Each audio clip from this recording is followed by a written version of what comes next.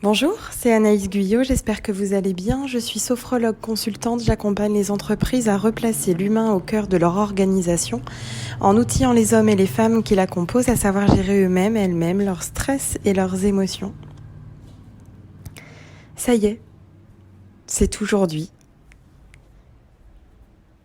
Lundi 11 mai 2020, ce jour qu'on attendait, le premier jour du monde de demain, mais finalement le premier jour d'aujourd'hui. J'ai énormément appris pendant ces 55 jours de confinement. J'ai partagé une partie avec vous publiquement, une autre partie avec quelques-uns d'entre vous de manière plus confidentielle.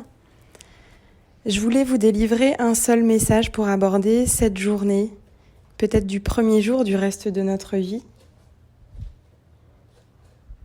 Le message que je veux vous passer,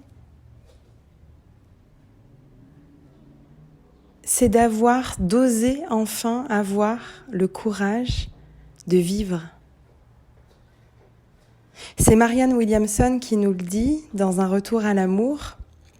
Je pense que c'est la citation la plus puissante que je n'ai jamais lue, qui m'accompagne quotidiennement.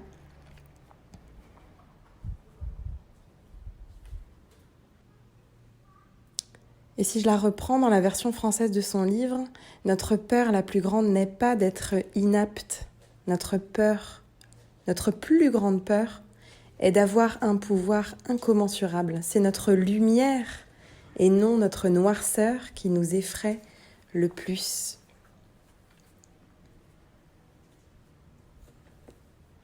Moi, je voudrais vous inviter à vous questionner aujourd'hui, peut-être à semer des graines dans votre quotidien pour déployer ce courage de vivre. Et vivre, c'est pas oublier qui nous sommes, des êtres humains, des êtres sensibles, dotés d'un cœur, dotés d'un corps avec des sensations, d'un cœur avec des émotions, et surtout un être social qui vit, qui survit, qui grandit, qui aime grâce aux relations. Alors avoir le courage d'affronter les choses difficiles de la vie, c'est extraordinaire.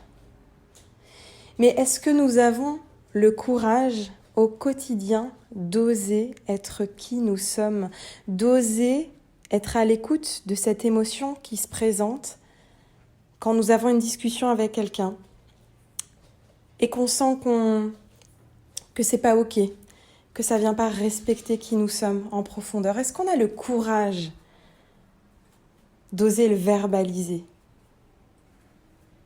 Est-ce qu'on a le courage de l'incarner?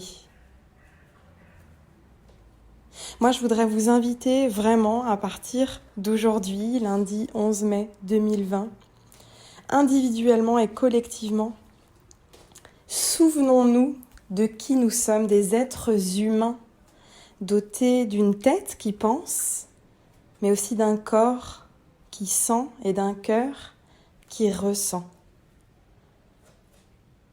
N'oublions pas qui nous sommes et ayons le courage. Courage veut dire agir avec cœur.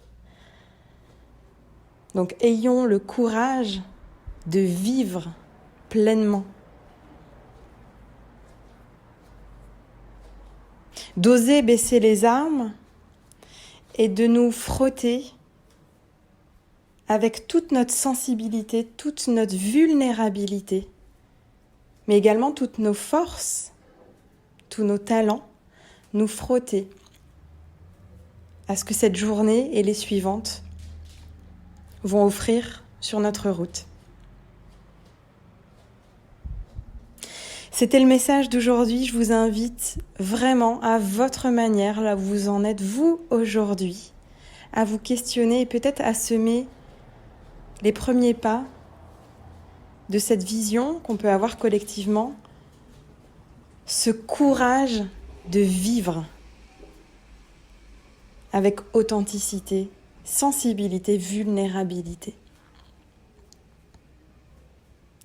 C'est tout pour aujourd'hui. Je vous souhaite de prendre grand soin de vous et des vôtres et je vous dis à très vite pour la suite.